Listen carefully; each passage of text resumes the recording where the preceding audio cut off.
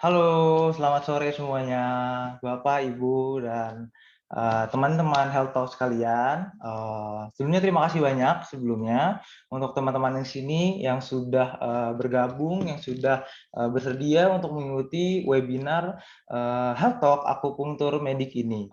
Bicara langsung oleh Dr. Surya selaku dokter spesialis akupunktur medik yang nanti akan menjadi pembicara utama. Nah, ada peribahasa tak kenal maka tak sayang. Jadi, sebelumnya perkenalkan dulu, saya Jonathan yang akan menjadi moderator pada webinar kali ini. Dan juga seperti yang teman-teman ketahui, webinar kali ini diselenggarakan langsung oleh Ciputra Medical Center yang tentunya teman-teman ketahui sendiri, Ciputra Medical Center merupakan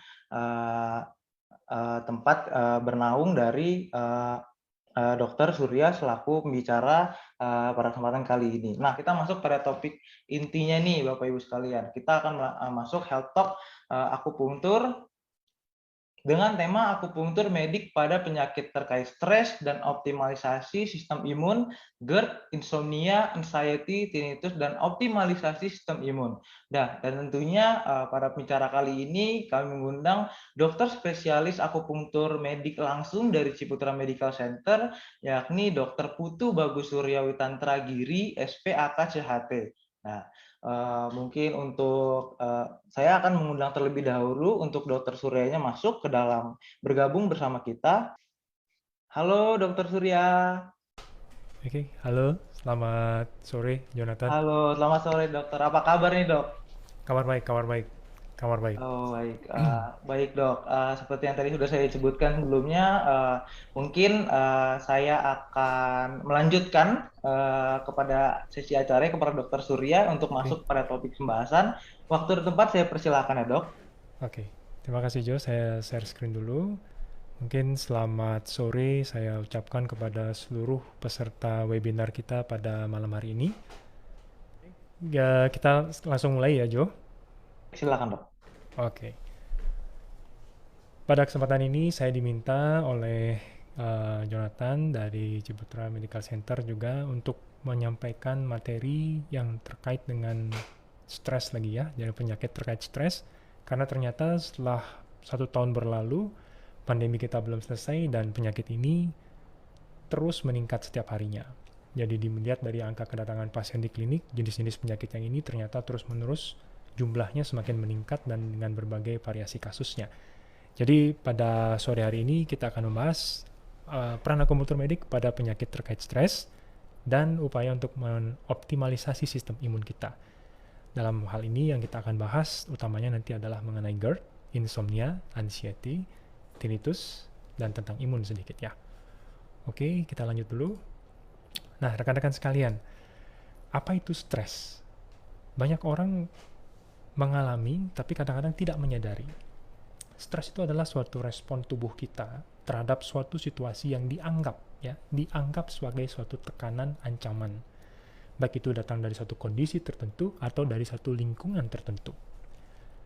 Apa yang dianggap sebagai stres oleh satu orang yang sama dengan orang yang lain itu berbeda. Hal A bisa menjadi stres bagi satu orang, tapi belum tentu jadi stres bagi orang lain. Dan stres itu tidak hanya berupa, biasanya pasien tuh, dok saya nggak pernah stres, cuman saya kadang-kadang ngerasa bosan. Nah, bosan itu juga stres. Jadi berbagai macam kondisi, cemas, kemudian rasa takut yang terus-menerus karena berbagai hal ya, kemudian kesepian, rasa bosan karena nggak bisa kemana-mana pandemi misalnya, itu juga satu bentuk stres. Dan berbagai jenis perasaan-perasaan negatif lainnya.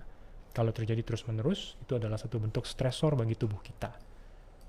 Pertanyaan berikutnya, stres itu baik atau buruk? Nah, ada yang bilang baik, ada yang bilang buruk, ada yang bilang dua-duanya biasanya. Kita lihat. Nih ya, kalau grafiknya seperti ini, teman-teman lihat, kalau tidak ada stres sama sekali, saya pernah bertemu dengan pasien juga yang dalam hidupnya tuh sepertinya nggak ada stres sama sekali. Dari segi financially, kemudian dari segi apa, tidak ada stres. Ternyata dia juga nggak terlalu happy tuh. Bosan juga dia. Bosan melahirkan juga stres juga jadinya. Ternyata yang baik itu adalah kalau level stresnya optimal. Nah, kalau lebih banyak lagi, lewati level optimum, udah mulai kekurangan efisiensi, kemudian overload, dan seterusnya sampai akhirnya kita kenal suatu istilah burnout. Nih, kurang lebih gambarannya kayak begini. Kalau sudah kayak begini, nah ini nih harus dilakukan sesuatu untuk segera mengatasi kondisi burnout ini.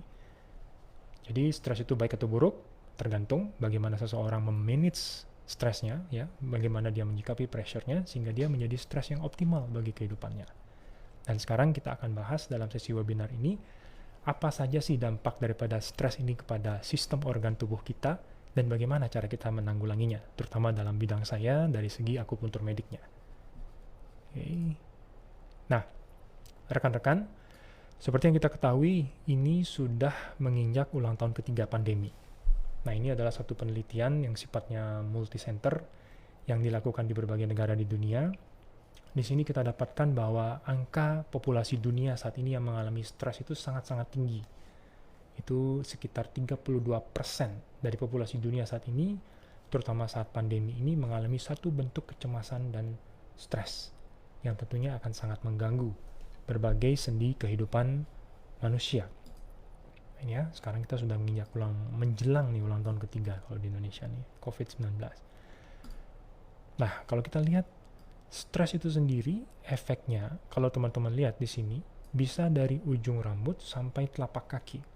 Dari insomnia, sakit kepala, depresi, kelelahan, kemudian memori yang terganggu, ya. Kadang-kadang pasien mengeluh, "Dok, kenapa ya akhir-akhir ini kok saya gampang lupa ya? Saya bilang apa, ntar lagi lupa. Sudah ngapain, ntar lagi lupa." Nah, itu tuh salah satu yang ditimbulkan dari stres, yang kita mungkin kenal dengan istilah brain fog dan sebagainya. Fatigue, kelelahan, nggak terlalu banyak ngapa-ngapain tapi ngerasa lelah. Kemudian penuaan dini, ya. Kemudian permasalahan pernafasan, asmanya gampang kambuh, kemudian pernapasannya kurang begitu baik, permasalahan sirkulasi, permasalahan hormonal. Kalau pada wanita biasanya menstruasinya mulai terganggu, gula darah yang sulit turun, permasalahan pencernaan yang akan kita bahas, salah satunya GERD saat ini ya, tekanan darah yang terus-menerus tinggi, obesitas yang susah sekali dikurangi, permasalahan imunitas, jadi reproduksi, semuanya, hampir semuanya, sampai rambut rontok, kulit yang terganggu, seluruh sistem tubuh kita terpengaruh karena stres ini. Dari ujung kepala benar-benar sampai telapak kaki itu kena. Jadi sangat penting bagi kita dalam kondisi sekarang ini bisa memanage stres dengan baik dan tahu cara mengatasi stres ini dengan baik. Oke. Pada kesempatan ini yang ingin kita bahas penyakit-penyakit yang terkait dengan stres ini. Tadi rekan-rekan kan lihat itu sangat banyak jumlahnya ya. Yang akan kita bahas pada malam hari ini terutama adalah GERD, kemudian kecemasan, tinnitus, insomnia, dan problem imunitas. Kita bahas sedikit. Oke, dan apa peran akupuntur medik di bidang itu? Kita masuk pada yang pertama yaitu mengenai GERD atau gastroesophageal reflux disease. Oke rekan-rekan, kalau per definisinya dari Montreal Definitions, GERD itu apa sih? GERD itu adalah sebuah kondisi, gejala, dan kompilasi yang dihasilkan oleh adanya reflux dari isi lambung ke kerongkongan atau posisi yang lebih tinggi. Jadi dia reflux ini bisa sampai di kerongkongan, bisa juga sampai ke pita suara, atau bahkan posisi-posisi yang lebih tinggi daripada itu. Nah, rekan-rekan mungkin ada yang pernah mengalami gejala ini, rasa terbakar di dada, terus kemudian nyeri. Kadang-kadang penderita yang mengalami gejala ini sering miss dengan apakah dirinya mengalami serangan jantung atau tidak. Karena gejalanya itu mirip banget. Kadang-kadang ada rasa berat di dada yang di sebelah kiri, kadang-kadang tembus ke punggung. Kemudian dia bisa sulit menelan, tenggorokannya terasa asam, sensasi penuh di dada, sesak ya. Kemudian ada yang batuk kronis, padahal paru-parunya aman dan sebagainya itu, tapi dia batuk terus-menerus. Kemudian ada yang suaranya serak, itu bisa juga terjadi. Nah, ini gejala-gejala ini adalah salah satu gejala-gejala yang timbul akibat reflux. Nah, di sini juga sering terjadi miskonsepsi antara ini penderitanya mengalami MAH saja, ataukah GERD, ataukah gastritis, ataukah apa. Perbedaannya terletak apakah terjadi reflux ataukah tidak. Kalau rasa nyerinya atau tidak nyamannya hanya dirasakan di perut dan tidak ada gejala-gejala reflux seperti rasa terbakar di belakang dada, kemudian rasa asam yang naik ke kerongkongan, most likely dia sepertinya tidak mengalami GERD sampai terjadi ditunjukkan oleh pemeriksaan-pemeriksaan yang lebih pasti untuk itu. Nah, kita lihat ya, apa saja sih yang menimbulkan atau merupakan faktor risiko daripada GERD ini. Yang pertama, yang paling sering ini adalah obesitas. Banyak penderita obesitas ini mengalami GERD juga ya, karena kondisi obesitas itu kadang-kadang dia mendorong lambung itu sehingga membuat sphincternya ini lebih gampang terbuka.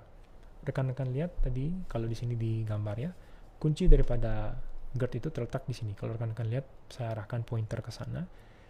Lower esophageal, rowel esophagus sphincter, ini adalah kunci daripada GERD itu.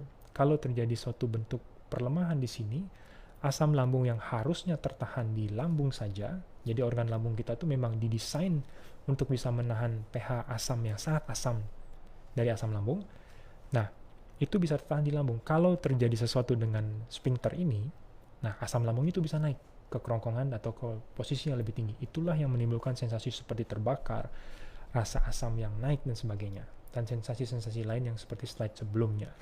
Nah, faktor-faktor ini seperti obesitas, nah yang kemudian stres, kondisi emosional, kemudian kebiasaan makan yang cepat atau terlalu banyak pada satu waktu, merokok, ya terlalu banyak makan fatty food atau makanan berlemak, makanan yang berat, ya makanan yang berat, kemudian jumlahnya banyak, pedas, kemudian teh atau kopi, kehamilan, obat-obatan tertentu, bahan pakaian yang terlalu ketat, atau postur tubuh tertentu, orangnya kadang-kadang terlalu sering bungkuk seperti ini itu juga bisa.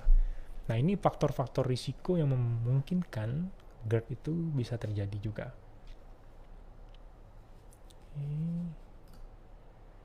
Nah, secara umum, tata laksana daripada GERD itu tuh meliputi pengontrolan gejala, ya kontrol symptoms, kemudian upaya-upaya untuk mencegah terjadinya esofagitis, kemudian pengobatan. Nah, diet and lifestyle modification ini artinya perubahan diet dan modifikasi lifestyle. Dan juga ada obat-obatan. Nah, obat-obatan yang paling sering dipakai itu adalah yang seperti tertera di layar ya rekan-rekan. Yang paling banyak digunakan adalah PPI, proton pump inhibitor. Nah, dari omeprazol yang pertama kali keluar, lansoprazol, pantoprazol, rebeprazol, esomeprazol. Penderita GERD berarti sudah sangat paham tentang ini. Nah, permasalahannya timbul, nah seperti ini. Kalau PPI ini digunakan terlalu lama, jangka panjang, seperti yang sering terjadi, terkadang dia juga menimbulkan masalah. Memang di awal itu ini akan sangat membantu, tapi begitu ini digunakan terlalu panjang, dia mulai menimbulkan masalah. Kalau kita lihat di jurnal ini, proton pump inhibitors affect the gut microbiome. Saluran cerna kita itu adalah rumah dari miliaran bakteri yang kita mungkin gabung klasifikasikan jadi bakteri yang baik dan bakteri yang buruk. Pada kondisi yang normal, jumlahnya ini berimbang dan mendukung kesehatan saluran cerna kita. Tetapi penggunaan PPI jangka panjang itu mengubah tingkat keasaman lambung kita yang harusnya pH-nya 1-3 dan dia rubah menjadi di atas 4 biasanya. Nah, ini kalau berlangsung lama, kemampuan lambung itu kan pH asam gunanya apa? Membunuh bakteri yang masuk bersama makanan. Nah, kalau kemampuannya membunuh bakteri berkurang karena dia pH-nya jadi nggak terlalu asam karena penggunaan PPI jangka panjang, nah disitulah masalah-masalah itu muncul. Yang pertama ini terkait dengan terganggunya flora mikrobiom ataukah bakteri dalam saluran cerna kita. Nah, ini seperti yang di slide yang jurnal yang sebelahnya, small intestinal bacterial overgrowth. Ini terjadi kadang-kadang ada namanya SIBO. Itu terjadi pertumbuhan bakteri yang tidak diinginkan di usus halus, di small intestinal. Nah, ini ya, peningkatan risiko infeksi saluran cerna itu juga bisa terjadi akibat penggunaan PPI yang terlalu lama. Ini juga, jadi penggunaan PPI yang terlalu lama juga diasosiasikan dengan bone fractures, kemudian penyerapan kalsium yang terganggu, B12 yang terganggu, penyerapan besi, iron yang terganggu, makanya kadang-kadang ada namanya perniciosa anemia yang disebabkan karena kekurangan ini ya, vitamin B6, terus kemudian B12, iron, magnesium. Nah, ini juga bisa terjadi pada penggunaan jangka panjang. Jadi, oleh karena itu kita harus menggunakan PPI ini dengan sangat-sangat bijaksana dan secepat mungkin kalau bisa kita tapering down sehingga penggunaannya menjadi tidak terlalu lama. Nah, kadang-kadang juga kenapa penderita GERD ini juga mengeluhkan dok kenapa ya tiba-tiba kok saya sering sekali kram. Nah tadi bilang tadi karena penyerapan magnesiumnya jadi terganggu. Jadi dia kayak kram, kemudian tidak ada melakukan suatu kesalahan dalam olahraga, tiba-tiba dia mengalami kekakuan pada ototnya. Nah itu semua karena penyerapan magnesium kemudian B12 yang terganggu pada kasus penggunaan PPI yang terlalu lama. Nah ini kalau disamerikan ya, jadi efek sampingnya itu cukup banyak.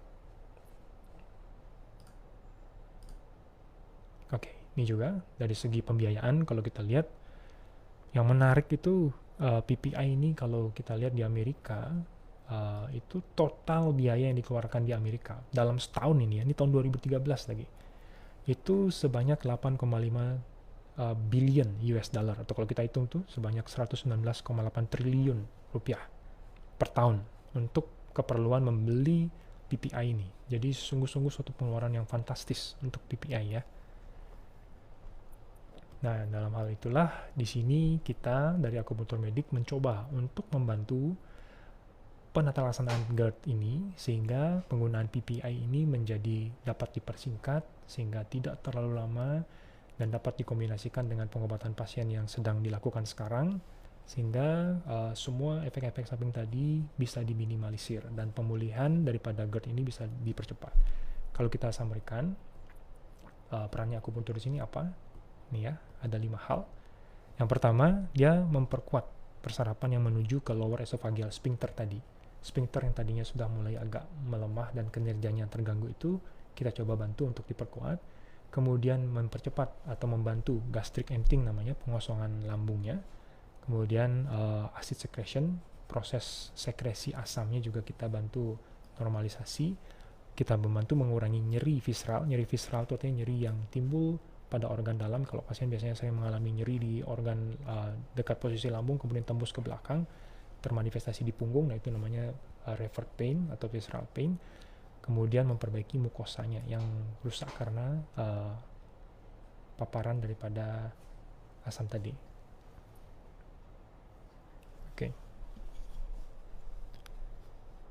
Oke. Nah ini kalau kita lihat secara garis besar, kita lihat bagaimana akupunktur itu bekerja. Ada mekanisme lokal, ada segmental, ada sentral. Lokal itu dia bekerja, misalnya jarum ditusukkan di tangan, dia menimbulkan reaksi juga di tangan. Kemudian segmental itu dia menimbulkan reaksi yang sama dengan segmen tulang belakang tertentu yang dituju olehnya. Dan kemudian secara sentral, dia ditusukkan di titik tertentu, dia mengeluarkan, mampu menginduksi hormon-hormon tertentu dalam tubuh kita yang berguna untuk penyakit yang sedang kita hadapi. Nah, kalau di sini saya mungkin tidak akan jelaskan detail saat ini. Kalau ada pertanyaan nanti silahkan di sesi tanya jawab ya. Yang jelas saya ingin menunjukkan bahwa seluruh proses ini sudah diteliti dan kemudian dilakukan penelitian yang intensif, dipelajari dengan baik dan evidence base-nya sangat baik untuk membantu proses penyembuhan GERD ini. Oke. Nah, itu dari sekilas mengenai GERD. Kemudian yang kedua ini adalah tinnitus. Rekan-rekan, kita memang tidak bahas detail sekarang per penyakit ya, kan kita ingin rekan-rekan pahami dulu secara garis besar bahwa semua penyakit ini salah satunya terhubung dengan stres tadi. Nah, tinnitus ini sendiri juga begitu. Ini juga pasiennya sangat-sangat meningkat saya rasa dalam 2 tahun terakhir ini. Yang tadinya mungkin dalam seminggu itu 1-2 pasien tinnitus, kalau saat ini dalam sehari itu bisa 3-5 pasien tinnitus. Nah itu kan volume peningkatan yang terjadi di klinik kami itu sangat besar sekali untuk tinnitus ini. Nah tinnitus ini sendiri, kalau rekan-rekan lihat, disebabkan oleh apa? Tinnitus itu adalah sensasi, di sini kan pasti ada penderita tinnitus juga, ada yang belum pernah mendengar istilah tinnitus. Nah tinnitus itu adalah suatu istilah di mana penderita mengalami suatu sensasi berdenging dalam telinganya ya. Sensasi suaranya ini bisa bermacam-macam. Ada denging, ada desis, ada yang seperti suara jangkrik, kemudian ada yang seperti suara tongret, ada yang seperti suara pasir, ada yang seperti suara air, ada yang seperti suara hujan, ada berbagai macam jenis suara tinnitus.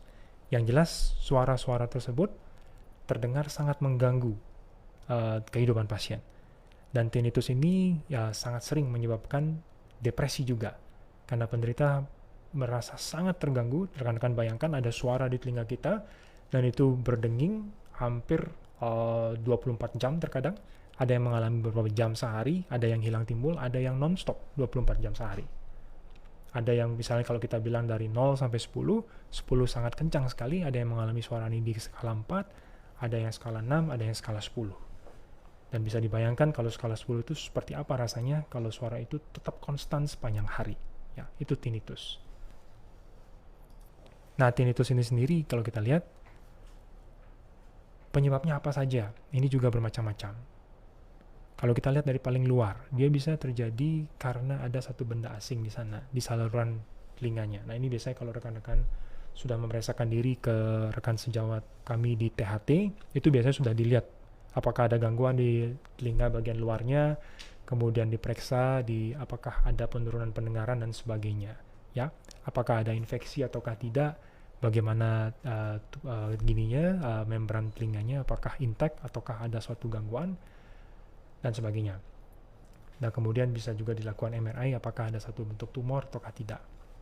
Nah, tinnitus itu terjadi karena terjadi suatu inflamasi ataukah peradangan di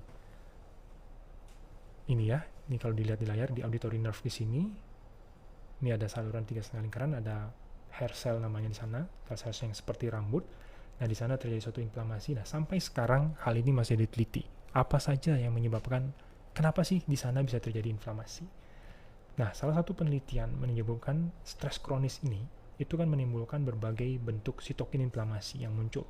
Kalau paparan ini terjadi terus-menerus, dan mengenai sel hair cell ini, sel rambut ini yang ada di telinga bagian tengah ini, di rumah siput itu ya, nah itu salah satu yang menginduksi terjadinya tinnitus ini.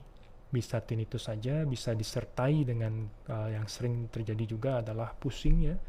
Dok, kenapa ya kepala saya seperti bergoyang, seperti naik kapal laut, ada suara denging, ada kapal laut dan sebagainya. Nah, itu mengarah ke Meniere disease, itu juga cukup sering terjadi. Nah, itu yang pasti akan sangat-sangat mengganggu quality of life dari pasien. Ini tinnitus. Dan ini sekali lagi jumlahnya juga sangat-sangat meningkat, terutama dalam 2 tahun terakhir ini, karena stres salah satunya yang sangat meningkat dalam kehidupan masyarakat sekarang. Kalau saya mungkin bisa klasifikasikan dari 10 pasien misalnya, katakanlah dari 10 pasien tinnitus yang datang, sekitar 6-7 itu disebabkan karena stres yang kronis. Suatu stres kronis yang terjadi terus-menerus dalam kehidupannya. Itu nomor 1. Yang kedua, itu bisa terjadi juga karena satu bentuk pengentalan darah. Itu bisa. Yang ketiga, itu juga bisa karena ada satu polusi suara yang dia terima terus-menerus. Terakhir, pasien tinnitus yang kami terima di sini berusia baru 15 tahun. Itu karena dia belajar, nih siswa SMP ya, dia belajar online, kemudian dipakai headset ya, full headset, mungkin suaranya kencang dan sebagainya, kita kurang ngerti juga dia gimana pakai headset terus-menerus seperti itu. Nah, itu mengalami tinnitus, umur 15 tahun. Dan pemusik yang sering konser, nah itu juga ada beberapa yang kita terima di sini juga mengalami hal itu karena menggunakan headset yang dan menerima paparan suara yang terlalu tinggi. Ada juga penderita GERD, mungkin GERD-nya ini sudah sangat parah ya, jadi asamnya ini terus naik, kadang-kadang dia juga mengiritasi telinga bagian tengah. Nah, dan juga satu lagi itu karena obat-obatan tertentu, biasanya penggunaan antibiotik tertentu yang mungkin pas pasien tidak tahan dengan antibiotik itu, kadang-kadang juga bisa menginduksi satu bentuk tinnitus dalam dirinya. Oke, nah itu sedikit tentang tinnitus. Nanti kita lihat peran akupunturnya apa ya. Sekarang kita bahas sedikit juga dulu tentang insomnia. Insomnia, nah kalau kita lihat definisinya dulu, yang mana kita sebut insomnia, mana yang tidak. Berdasarkan DSM-5 atau Diagnostic and Statistical Manual of Mental Disorder, ya, edisi kelima, kesulitan memulai tidur, membutuhkan waktu lebih dari setengah jam untuk tidur. Kalau langsung ada orang bilang pelor ya, nempel langsung molor, nah itu sudah pasti itu bukan insomnia, itu anugerah. Kemudian kesulitan mempertahankan tidur, sering terbangun pada malam hari. Tidur yang tidak bersifat menyegarkan, tidurnya sudah cukup lama, tapi begitu bangun, badannya nggak terlalu fresh. Kemudian tentunya kelelahan di siang hari yang menyebabkan penderita secara klinis, mengalami penderitaan secara klinis. rendahnya fungsi sosial dan pekerjaan. Terjadi minimal 1 bulan. Kalau dia baru sehari, 2 hari, 3 hari itu belum kita sebut dengan insomnia biasanya. Tapi kalau ini menetap minimal 1 bulan, nah ini insomnia. Oke, insomnia itu dari segi kapan terjadinya pada saat tidur, itu bisa dibedakan jadi 3. Ada initial insomnia, ada middle insomnia, ada terminal insomnia. Initial insomnia itu dia jatuh dalam kondisi tidur nih yang susah. Kemudian kalau middle, di tengah-tengah tidur tuh dia kebangun. Nah, terminal insomnia, terakhir dia bangun jadi terlalu cepat dan nggak bisa tidur lagi. Nah, itu terminal insomnia. Nah, kenapa insomnia ini harus ditangani? Karena dia juga mengakibatkan berbagai macam gangguan yang lain dalam tubuh kita. Kalau terjadi terus-menerus dan terlalu lama. Nah, kita lihat salah satunya apa? Kalau secara psychological, lower performance sudah pasti. Performance orang yang mengalami insomnia pasti akan menurun. Baik di tempat kerja maupun dalam kehidupan sosial, pasti akan menurun. Kemudian risiko mengalami depresi lebih tinggi. Kemudian risiko mengalami cemas juga lebih tinggi. Sistem imun pasti lebih remah daripada orang yang tidak insomnia, karena istirahatnya sangat-sangat kurang. Bagi mereka yang mengalami obesitas, biasanya akan susah untuk menurunkan berat badannya. Dan orang cenderung mengalami obes juga kalau dia mengalami insomnia. High blood pressure, tekanan darah juga bisa meningkat terus kalau orang mengalami insomnia. Risiko penyakit jantung jadi meningkat, risiko mengalami diabetes mellitus juga meningkat. Nah, hal-hal ini membuat kita penting untuk mengatasi insomnia ini. Oke, ini yang lain tentang insomnia, ya kita sudah bahas tadi ya. Ini juga heart rate jadi meningkat dan sebagainya. Oke, ini sedikit tentang gangguan cemas atau ansietas. Ini juga kasusnya cukup banyak sekarang, karena berbagai penyebab ya. Jadi, nah ini apa sih yang disebut dengan gangguan cemas? Yaitu kecemasan atau kekhawatiran yang berlebihan yang timbul hampir setiap hari, sepanjang hari. Terjadi selama sekurangnya 6 bulan tentang sejumlah aktivitas atau kejadian seperti pekerjaan atau aktivitas sekolah. Penderita merasa sulit mengendalikan kekhawatirannya. Kecemasan dan kekhawatirannya disertai 3 atau lebih dari 6 gejala berikut, seperti kegelisahan, mudah mengalami lelah, sulit berkonsentrasi atau pikiran menjadi kosong, iritabilitas, ketegangan otot, gangguan tidur. Kecemasan, kekhawatiran, gejala fisik menyebabkan gangguan yang bermakna secara klinis atau gangguan pada fungsi sosial, pekerjaan, fungsi kehidupan penting lainnya. Oke. Nah, itu per definisinya gangguan cemas. Nah, ini kalau kita lihat pada jurnal ini adalah suatu systematic review dan meta-analysis ya. Jadi dalam satu penelitian ilmiah, systematic review dan meta-analisis ini adalah satu bentuk evidence atau bukti klinis yang paling tinggi, artinya level of evidence itu paling baik ya di antara jenis penelitian-penelitian yang lain. Ini ditunjukkan bahwa peranan akupunktur pada kasus-kasus seperti ini nih, hasilnya cukup baik.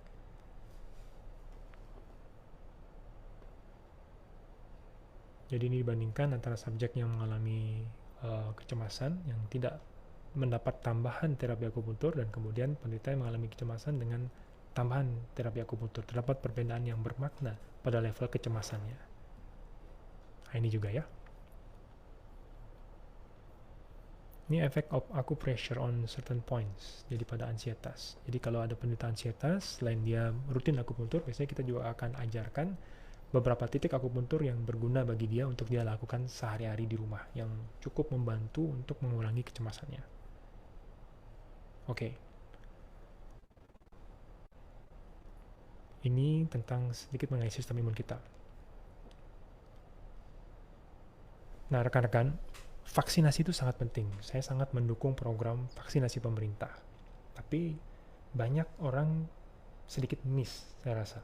Mereka menganggap sudah vaksin, mereka aman 100% dari COVID. Nah, itu kurang tepat. Mereka tetap harus menjaga dan mengoptimalisasi sistem imun mereka. Salah satu yang sangat menjadi problem saat ini ketika pandemi adalah ketika seseorang sangat kurang aktivitas fisiknya. Kita lihat ya. Nah, ini. Gimana sekarang caranya rekan-rekan ada di rumah tetapi stay aktif? Memang terdapat berbagai macam kendala. Dok, tempat saya sangat sempit. Saya biasanya melakukan olahraga di luar rumah. Nah, itu tantangannya. Bagaimana kita mencari solusi supaya walaupun kita diam di rumah, tapi kita bisa melakukan paling tidak olahraga yang tetap optimal untuk menjaga sistem imun kita bekerja dengan optimal juga. Ini ada sebuah penelitian. Bagaimana olahraga itu bisa meningkatkan nih ya, B cells, kalau rekan-rekan lihat di layar, ada B cells, T cells, NK cells, natural killer cells nih. Ini adalah sel-sel imun sistem kita. Kalau olahraganya baik, olahraganya tepat dan dilakukan rutin teratur, itu kadarnya tuh akan naik dia. Sehingga kemampuan individu ini untuk memerangi virus, bakteri, atau patogen lain dari luar itu menjadi sangat baik. Dan di layar yang sebelah kanan, rekan-rekan lihat di sini ada lymphatic circulation. Sistem limpatik kita ini salah satu fungsinya adalah untuk membuang toksin-toksin dalam tubuh kita. Nah, sistem limpatik kita ini hanya dapat beredar, cairan limf ini hanya bisa beredar dalam tubuh kita dengan bantuan pompa otot. Dia tidak memiliki seperti pembuluh darah punya jantung untuk memompa darahnya. Kalau lymphatic circulation ini dia hanya dibantu oleh pompa otot kita. Which is kalau pompa ototnya tidak aktif, dalam arti kurang aktif, orangnya diam terus, hanya duduk, kemudian nonton, duduk, makan, duduk, nonton, dan seterusnya, maka lymphatic circulation menjadi tidak lancar. Toksin menumpuk di mana-mana dalam tubuhnya. Toksin yang menumpuk di mana-mana ini terkadang dimispersepsi oleh diri kita sebagai serangan dari luar atau sebagai patogen. Dalam beberapa penelitian terakhir, inilah yang banyak menjadi cikal bakal penyakit autoimun yang juga jumlahnya semakin meningkat saat ini. Nah, dengan penjelasan ini, mudah-mudahan rekan-rekan mau benar-benar memperhatikan bahwa gerak yang aktif, olahraga yang teratur, itu sangat-sangat penting pada masa seperti ini. Jadi, vaksinasi penting, sangat penting, tetapi bergerak yang bagus, olahraga yang bagus, nutrisi yang bagus, istirahat, pikiran yang baik, nah itu tuh jangan dilupakan. Jangan mentang-mentang sudah vaksin, terus bisa tidak melakukan semua itu aman dari COVID. Nah, itu salah. Tetap lakukan 3M, ya pakai masker yang baik, itu tetap lakukan seperti itu. Kita tidak pernah tahu kapan sistem imun kita optimal atau tidak. Dok, saya sudah vaksin, perlu pakai masker apa enggak? Kadang-kadang ada beberapa orang yang udah nggak pakai masker lagi. Nah, saya sih tetap bilang, pakai aja Pak, yang baik maskernya. Terus-menerus ya, dalam situasi yang seperti ini, apalagi jumlah kasus lagi meningkat. Kalau aman nggak saya datang ke klinik, dok, dalam kondisi ini, seperti ini, pinggang saya sakit banget nih, mau datang, tapi saya takut, nah misalnya seperti itu. Saya bilang itu aman, asalkan ya, prokesnya yang benar. Tetap pakai masker dan sebagainya, ya itu akan cenderung aman. Kalau kita semua, petugas medis di klinik juga sudah pakai masker semua, pasien pakai masker, nah itu akan aman, dibandingkan kalau rekan-rekan makan misalnya, di luar dan sebagainya, lepas masker semua, nah itu jadi kurang aman. Oke. Yang terpenting ini, perhatikan hal-hal seperti ini untuk membuat sistem imunnya tetap baik. Nah, ini juga endorfin, ini satu lagi. Ini yang salah satu akupuntur tingkatkan dalam tubuh seseorang. Kenapa akupuntur itu bisa membantu meningkatkan, mengoptimalisasi sistem imun seseorang. Karena dia penusukan di titik tertentu itu meningkatkan kadar endorfin dalam tubuh seseorang, ada juga serotonin dan lain-lain ya. Nah, endorfin ini memiliki efek yang sangat positif untuk mengharmonisasi sistem imun kita. Kalau rekan-rekan yang pernah baca, endorfin ini juga disebut sebagai love hormone, miracle hormone. Nah, itu perannya sangat baik. Terutama juga untuk kecemasan, kesulitan untuk tidur. Endorfin ini juga berperan sangat luas. Nah, ini kalau kita lihat mekanisme kerja akupunturnya sendiri, gimana sih akupuntur jarum kecil begitu ditusukkan di titik tertentu kok bisa? Gimana dia membantu seseorang yang mengalami kesulitan tidur? Bagaimana dia mengurangi kecemasan? Bagaimana dia membantu untuk misalnya menguatkan sphincternya? Itu karena penusukan jarum di titik tertentu, yang hebat itu adalah titiknya. Jadi kadang-kadang pasien tanya, dok, itu dokter kasih obat ya di jarumnya, sehingga kok bisa berefek seperti itu? Bukan di jarumnya ada obatnya, tetapi di titik akupunturnya. Titik akupuntur itu adalah jaringan yang spesial dalam tubuh kita, di mana titik akupuntur ini memiliki sistem persarapan yang lebih banyak dibandingkan dengan yang bukan titik akupuntur. Sistem aliran limpatiknya lebih banyak di sana. Jadi ketika jarum ditusukkan tepat di sana, dia menginduksi suatu rangkaian reaksi biokimia dalam tubuh seseorang lebih baik daripada apabila jarum itu ditusukkan pada yang bukan titik akupuntur. Di sana letaknya sebenarnya. Ya. Dan kemudian sekarang sudah diteliti sangat luas, sangat banyak penelitiannya. Penyakit apa, kemudian hormon apa yang dihasilkan di sana, titik mana yang harus diberikan perangsangan dan sebagainya. Nah, ini kalau saya summary-kan, peran akupuntur medik dalam kasus yang terkait stres yang kita bahas sekarang ini dan juga sistem imun, ada 5 hal yang dipengaruhi. Yang pertama dari segi hormon. Hormon itu dalam hal ini akupuntur akan menurunkan, mengharmoniskan lebih tepatnya kalau saya bilang ya, ACTH, kortisol, CRH. Ini nih hormon-hormon stres yang banyak muncul akibat stres yang kronis. Kalau seseorang dalam stres kronis, kadar kortisol dalam dirinya ini akan sangat-sangat meningkat. Nah, ini yang akan dicoba untuk diharmonisasi oleh akupuntur itu sendiri. Endogenous opioid in amygdala increasing. Nah, ini endogenous opioid ini salah satu tadi, endorfin. Ada serotonin, enkefalin yang begitu-begitu tuh namanya opioid, ya opium internal kita. Itu juga akan ditingkatkan. Kemudian secara neurochemical, regulasi serotonin, dopamin, GABA, nah ini terkait dengan sistem saraf kita. Ini nanti efeknya akan membantu seseorang yang mengalami kecemasan itu untuk bisa menjadi lebih tenang. Kemudian yang terganggu siklus tidurnya itu dia bisa mulai tertata kembali, ya, membantu untuk menata kembali hal seperti itu. Nah, kemudian efek antiinflamasi, ya rekan-rekan tahu sendiri kalau stres kronis itu membuat mikroinflamasi ataukah peradangan mikro dalam sistem tubuh kita tuh meningkat dari tadi gambarnya ujung rambut sampai telapak kaki. Itu terjadi mikroinflamasi yang sangat luas. Semakin lama stresnya, semakin berat stresnya, semakin banyak hal-hal itu terjadi. Kemudian parasimpatetik. Kalau kita stres, yang lebih banyak aktif, kita kan punya dua nih, saraf otonom ya. Ada saraf simpatis, ada saraf parasimpatis. Saraf simpatis itu ibaratnya seperti gas, parasimpatis itu ibaratnya seperti sebuah rem. Ketika terlalu banyak gas, nggak bagus. Terlalu banyak rem, nggak bagus juga. Yang bagus adalah apabila gas dan remnya seimbang dalam diri seseorang. Nah, kalau stres kronis, yang lebih dominan itu adalah saraf simpatisnya. Jadi rekan-rekan bayangin kalau saya ngasih analogi, biasanya naik mobil dari Jakarta ke Bogor, tapi porsnelingnya di gigi satu terus.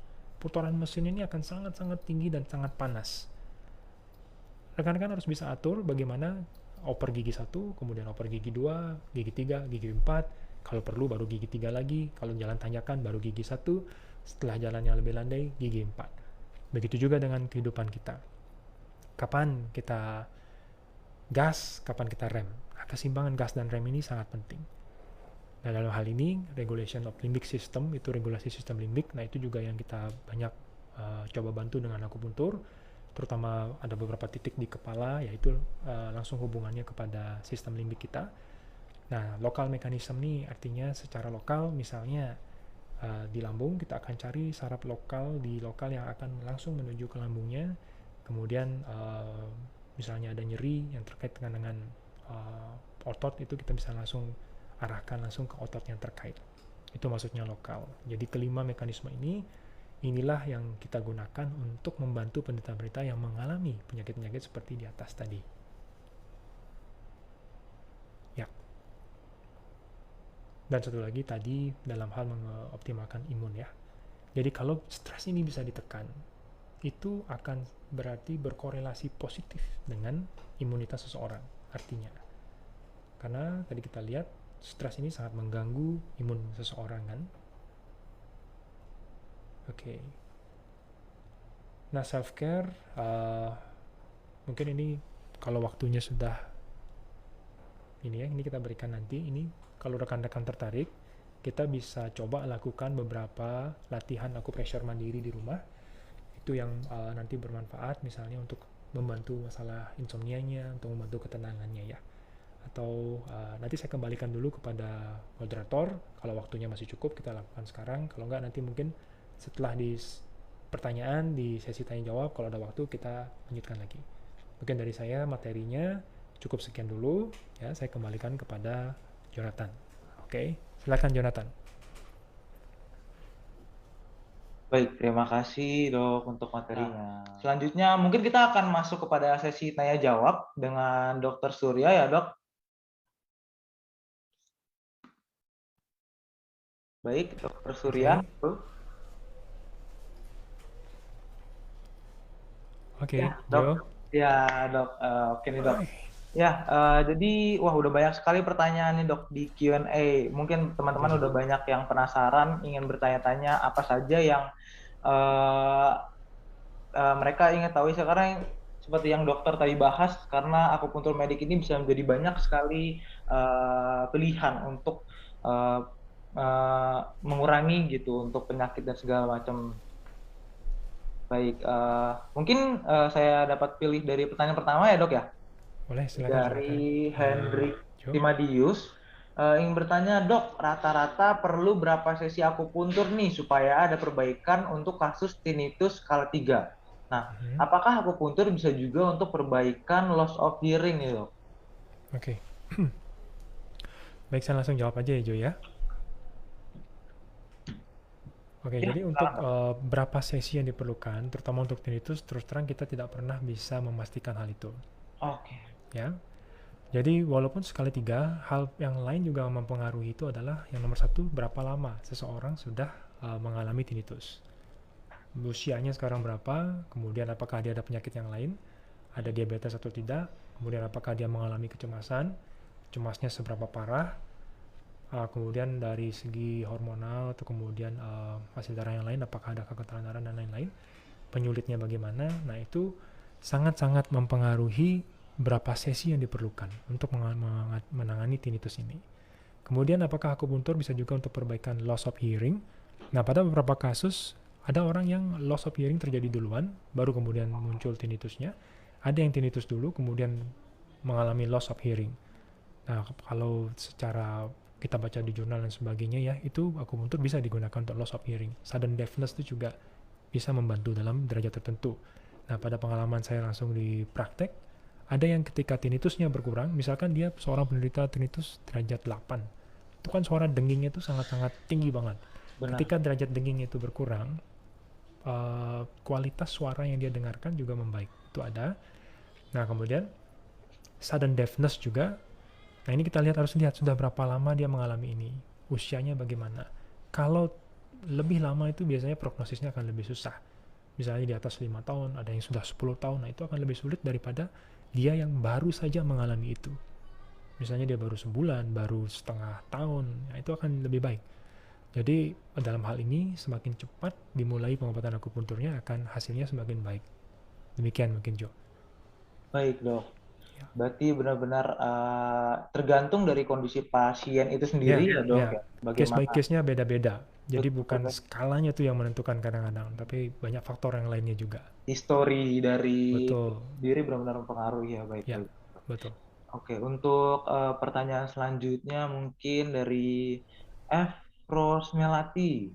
Oke. Dok, kalau GERD apakah Hmm. bisa menyebabkan jantung berdebar sampai susah tidur karena degup jantung tersebut? Jadinya kena efek insomnia ya? Wah, ini berarti sangat Oke. menyimak sekali ya. Jadi bagaimana itu, Dok? Ya. Nah, em, jantung berdebar. Gini, sensasinya itu seperti dia terasa penuh, kemudian jantung berdebar, kemudian dibilang sampai susah tidur. Biasanya gini, Joe, penderita GERD itu seringkali mix dengan penderita kecemasan juga. Ah, oke. Seringkali tumpang tindih berarti ya, Dok ya? Kadang-kadang kecemasan sendiri memicu GERD-nya. Bisa Oh, juga karena dia GERD, lama-lama dia jadi cemas.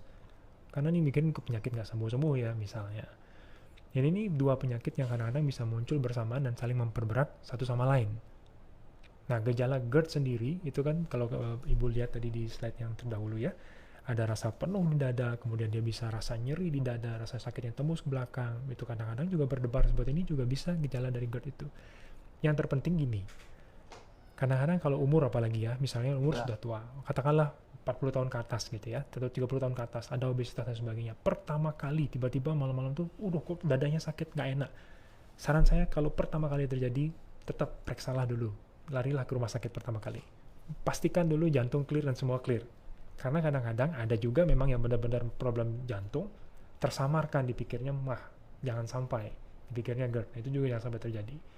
Tapi kalau sudah pernah dilakukan pemeriksaan jantung lengkap, EKG kemudian normal misalnya ya, sudah pernah treatment test oke, jantung oke, dan kemudian terjadi keluhan seperti ini, maka kita bisa lebih yakin dan lebih firm, oh ini dari GERD-nya. Paham ya kira-kira ya untuk rekan-rekan semua. Jadi tetap kalau ini pertama kali terjadi, saran saya pastikan jantung Bapak Ibu aman. Artinya tidak ada masalah di sana. Ya, itu penting juga. Karena bisa miss juga. Tapi kalau sudah dipastikan nggak ada masalah, nah kita baru lebih yakin bahwa itu dari GERD-nya. Kemudian tanya tadi Ibu yang lain tuh tadi, apa lagi tadi tuh? Untuk yang berapa kali Ya. perawatan mungkin lebih untuk yang Oh, kalau berapa kalinya tuh semuanya itu tergantung dari berat history lagi badannya. atau seperti yang Betul. Kita sebutkan harus tadi. ketemu pasiennya dulu, Jo, kalau itu. Ya, Baik. Mungkin kita lanjut ke pertanyaan selanjutnya ya dok ya. Ini oke, Jo. dari Melia Sumarni. Maaf dok, mau nanya. Bagaimana cara Hmm. membedakan tinnitus yang dialami akibat stres Mhm. atau memang ada masalah di dalam telinga? Mungkin kadang sering tumpang tindih dan membingungkan. Jika di akupuntur, biasanya berapa kali baru baikan? Dan Oke, apakah ibu hamil boleh di akupuntur dok? Thank you. Mungkin oke, ini pertanyaan yang dari awam gitu ya dok mungkin. oke. Membedakan biasa gini. Rekan-rekan yang datang untuk akupuntur, untuk kasus tinnitus, itu biasanya pasti sudah pernah ke dokter THT dulu, Jo.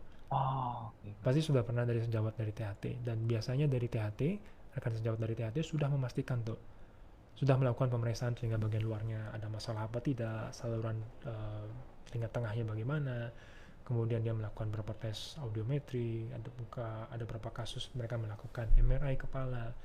Nah itu biasanya sudah dilakukan terlebih dahulu, barulah pasien akan datang ke akupuntur. Baik.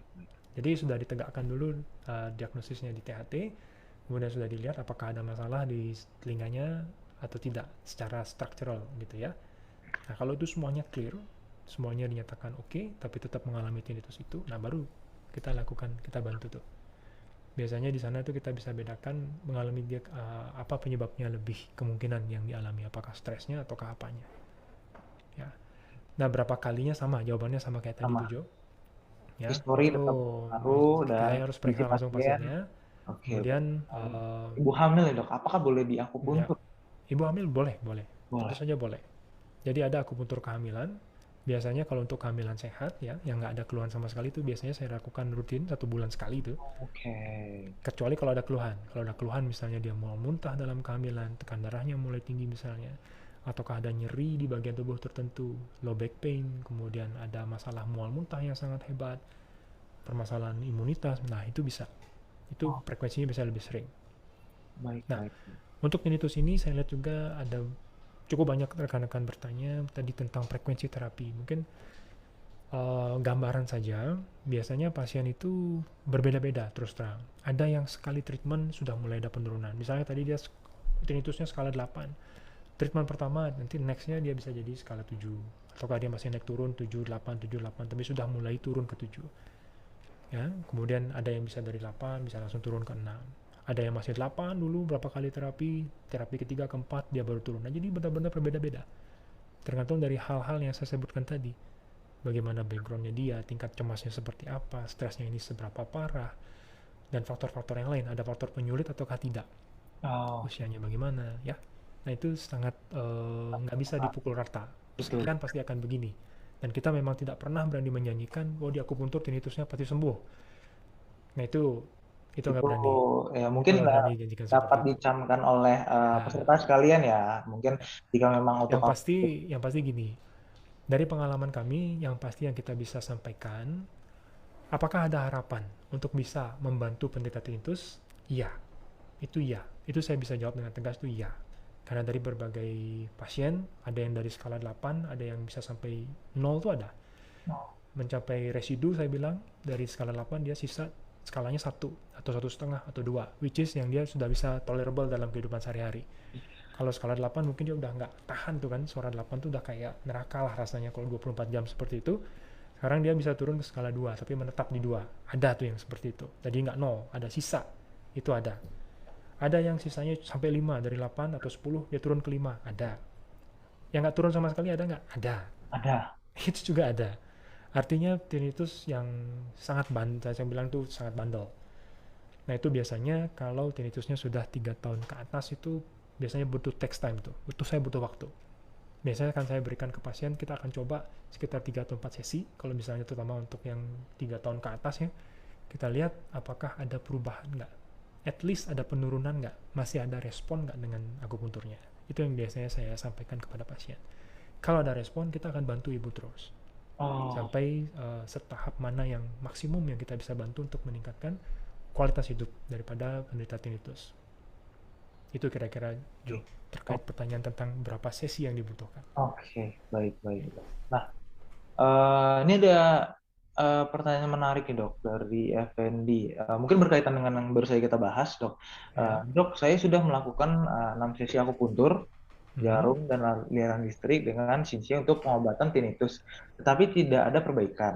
Apakah Mhm. dia bertanya apakah saya tidak cocok dengan akupuntur atau perlu coba metode akupuntur lainnya dengan dokter? Terima kasih. Hmm. Mungkin Oke. Gini, cocok tidaknya dengan akupuntur ya kita belum bisa pastikan. Ya secara teknik mungkin kan berbeda-beda ya. Setiap gini tentu punya mungkin metode khusus yang lain yang beda-beda. Kita nggak bilang bahwa metode satu lebih jelek atau pada yang lain. Mungkin belum ketemu yang pas aja untuk Bapak. Karena kan oh, metode akupuntur juga bermacam-macam. Jadi ya kalau berkenan mau dicoba, kita coba bantu, kita lihat apakah bisa ada perbaikan atau tidak. Yang pasti seperti tadi yang saya bilang, berapa lama sudah tinnitusnya. Misalkan kalau dia sudah 3 tahun atau 2 tahun ke atas gitu, saya biasanya akan bilang ke pasien, kita coba lihat 3 sampai 4 sesi. oh, Kalau sama sekali kita harapkan dalam 3 atau 4 sesi itu paling nggak sudah terlihat. Bisa goyah nggak itu. Misalnya tadi kan manteng di skala 5 misalnya, nggak turun-turun. Nah paling nggak bisa turun ke 4 sedikit atau apa. Nah itu ada respon berarti. Nah itu yang saya lihat biasanya untuk kasus-kasus tinnitus yang dalam tanda kutip bandel. Oke. baik, baik, baik, baik. Itu benar-benar tidak bisa dipukul rata baik lagi dok ya. Nggak bisa. Dok, Apalagi tuh tinnitus. betul, betul, betul. Karena Ya, itu salah satu yang bisa dibilang cukup bandel untuk di reduce gitu. ya, ya. Nah, itu seperti yang saya sampaikan tadi tuh Jo. Kita juga nggak berani janjikan nih akupuntur sekian kali pasti clear right. Itu nggak Mungkin itu berani. bisa menjadi catatan dari Ya, ya, sobat healthcare sekalian itu. tentunya ya. Nah, ini juga ada pertanyaan dari Eni. Apakah orang terapi akupunktur setelahnya akan dikasih obat juga pada setiap melakukan akupunktur? Untuk mungkin dari orang penasaran nih dengan Wah, akupunktur. oke. Ya, terus terang kalau saya justru kebanyakan sesi akupunktur yang dilakukan tuh tujuannya adalah untuk meminimalisir pengobatan yang atau obat yang dia minum lagi. Oke, Sudah pasti dari rekan sejawat yang lain kan sudah pasti memberikan obat. Ya, kalau dari saya sih tidak akan menambahkan obatnya lagi. Jadi pure kita lakukan akupuntur untuk membantu masalahnya. baik, baik, baik, baik. Oke, berarti mungkin dapat dikatakan dengan Dokter Surya sendiri itu langsung untuk justru untuk mengurangi pengobatan tersebut, yaitu dilakukan dengan akupunktur medik ini gitu ya dok ya. Ya, Baik. ya. Ini ada banyak sekali pertanyaan. Mungkin eh mengingat waktu yang ada di sini, mungkin kita bisa dua pertanyaan lagi ya dok ya, mungkin. Boleh, boleh Jo. Silakan Mengingat Jo aja waktu. yang pilih. Baik, baik, baik. Eh, saya melihat ini banyak sekali yang tertarik dengan tinnitus ya dok.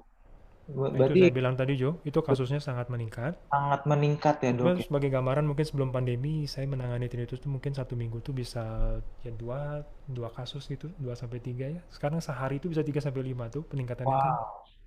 banyak sekali. Oh, baik, baik, baik. Berarti ini banyak sekali memang tinnitus ini benar-benar dialami oleh Ya. masyarakat Indonesia gitu. Nah, Mhm. dok ada pertanyaan juga, apakah hipertensi bisa menyebabkan tinnitus, dok? Apakah ada kesinambungannya, dok? Hipertensi Iya. gini, em, kalau mungkin hipertensinya sangat-sangat tidak terkontrol ya Jo. Jadi tekanan darahnya ini sangat-sangat tidak terkontrol lama sehingga dia menyebabkan tekanan yang cukup tinggi di sistem vertebrobasilar namanya di belakang kepala sini. Iya. Nah itu terkadang juga bisa membuat gangguan di area Area area karena optik tadi, apa namanya auditori pendengaran. tadi. Ya. Ya, ya, jadi apakah bisa? Mungkin saja. Itu Oke. bisa. Mungkin bisa menginduksi itu juga. Dan terkadang kalau hipertensi seperti ini yang tidak terkontrol, Tinnitusnya disertai dengan tadi gejala kepala bergoyang. Itu lebih ke arah Meniere disease biasanya. Oke, Nah, baik, tapi baik. nggak selalu. Apakah hipertensi akan menginduksi tinnitus? Nggak selalu ya. Tapi apakah bisa? Mungkin. Mungkin. Karena hipertensi biasanya juga disebabkan kan ada banyak faktor yang lain nih Benar, penyertanya. benar. Misalkan dia mengalami hipertensi karena ternyata dia mengalami gangguan kekentalan darah. Nah, kekentalan darahnya sendiri bisa menginduksi tinnitusnya juga. Oke, baik. Misalkan Faktornya dia banyak. mengalami hipertensi karena dia mengalami kecemasan. Kan bisa Oh, tuh, karena cemas hipertensinya, tensinya naik terus. Nggak terkendali. Nah, si cemasnya ini, stresnya ini yang mengakibatkan tinnitus gitu. oke, baik, Ya, baik. kita harus lihat tuh apa penyebab hipertensinya sendiri. Baik, ini setelah saya melihat memang untuk questionnya ini secara mayoritas itu dari keluhan tinnitus semua sih dok ya. Mungkin Ya, untuk pertanyaan dari Bapak Ibu atau Sobat Healthcare semuanya yang mengenai tinnitus, mungkin sebagian besar sudah dijelaskan oleh dokter tadi ya untuk latar belakang dan mhm. bagaimana pengatasinya dan apa saja yang berpengaruh begitu ya untuk penyakit tinnitus ini. Dan juga mungkin untuk satu pertanyaan lagi dok, Oke, silakan ini silakan Jo. sebentar, ini mungkin yang oh ini dok dari Baktiar dok, saya Ya. pasien psikosomatik, apakah boleh diakupunktur? Itu bagaimana Ah, dok? oke. Psikosomatik itu artinya penyakit di psikis yang mengakibatkan efek di somatik, soma, Oke, tubuh. Ya. Salah satunya itu adalah tadi seperti gangguan cemas, kemudian eh, ada depresi, ya. Eh, itu tentunya boleh, tentunya boleh ya. tentunya boleh. Dan itu bisa dilakukan seiring dengan pengobatan yang sedang dilakukan. Oh, Misalkan saat ini sedang melakukan pengobatan di sejawat psikiater misalnya. Nah, kemudian dibarengi dengan akupuntur. Apakah boleh? Tentu saja boleh. oke. Ya, Berarti tidak menutup kemungkinan bahwa seperti jika sudah melakukan satu pengobatan, tidak boleh yang lain itu tidak ada di dalam akupunktur, bahkan disarankan untuk beriringan ya dok ya di boleh, boleh, boleh. Dengan berbagai terapi di bidang kedokteran apapun, itu bisa, dibuat berkesinambungan deh. Bisa dalam. saling menunjang kok itu. Baik.